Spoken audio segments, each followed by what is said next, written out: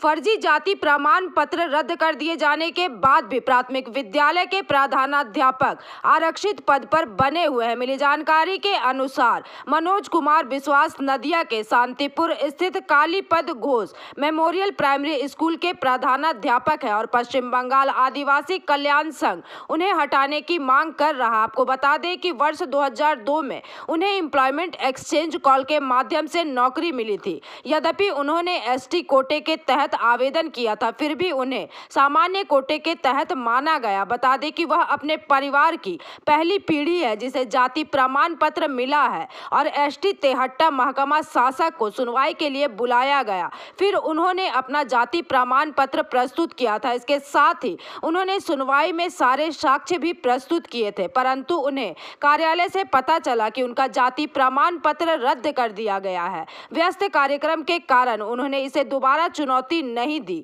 हालांकि जाति प्रमाण पत्र रद्द कर दिया गया है, लेकिन नौकरी पर कोई असर नहीं पड़ा है। वहीं दूसरी ओर तृणमूल कांग्रेस की पश्चिम बंगाल तृणमूल प्राथमिक शिक्षक संघ का दावा है कि उन्हें भी इस मामले की जानकारी नहीं है। प्राथमिक विद्यालय प्रधान शिक्षक मनोज विश्वास তার কাস্ট সার্টিফিকেট বাতিল হয়েছে, তা সত্ত্বেও তিনি প্রধান শিক্ষক পদে ওই স্কুলে কর্মরত রয়েছেন। তাকে ওই পদ থেকে অপসারণের দাবি উঠছে। এই বিষয়ে কি বলবেন? এটা আপনার কাছ থেকে প্রথম খবরটা পেলাম। আমাদের কাছে এই ব্যাপারে সুনির্দিষ্ট কোনো অভিযোগ আসেনি, লিখিতভাবেও কেউ জানাননি। তবে যদি এই কথাটা সত্যি হয় এবং যদি সেটা আমাদের দৃষ্টিতে আনা হয়, তাহলে আমরা নিশ্চিত করেই এই ব্যাপারে আমাদের শিক্ষা দপ্তরের ঊর্ধ্বতন আধিকারিক যারা আছেন, আমাদের ডিপার্টমেন্ট আছেন, আমাদের পর্ষদ আছেন, তাদের কাছে আমরা বিষয়টা পাঠাবো এবং সেখান থেকে তারা আমাদেরকে যেমন যেমন নির্দেশ দেবেন আমরা সেই নির্দেশটাকেই ফলো করব।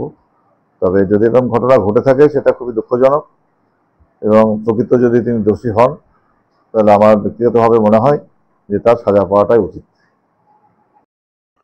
Bureau report PVTV news.